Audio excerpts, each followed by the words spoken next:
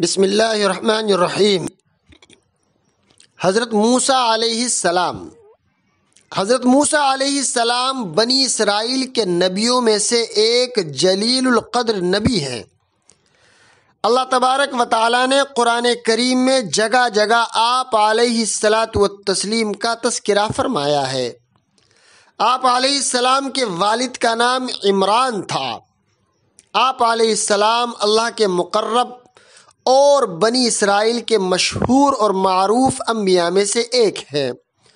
قرآن پاک میں آپ کا تذکرہ بکثرت آیا ہے۔ موسیٰ علیہ السلام کو اللہ تعالیٰ سے بات کرنے کا شرف حاصل ہوا، اسی لیے آپ علیہ السلام کو کلیم اللہ کہا جاتا ہے۔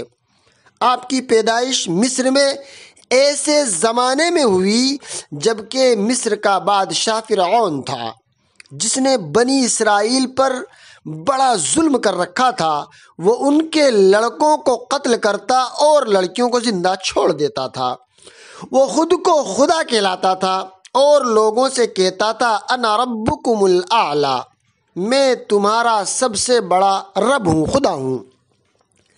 اللہ تبارک و تعالیٰ نے حضرت موسیٰ علیہ السلام اور ان کے ذریعے ان کی پوری قوم کو فرعون سے نجات دی اور فرعون کو دریا میں ڈبو دیا۔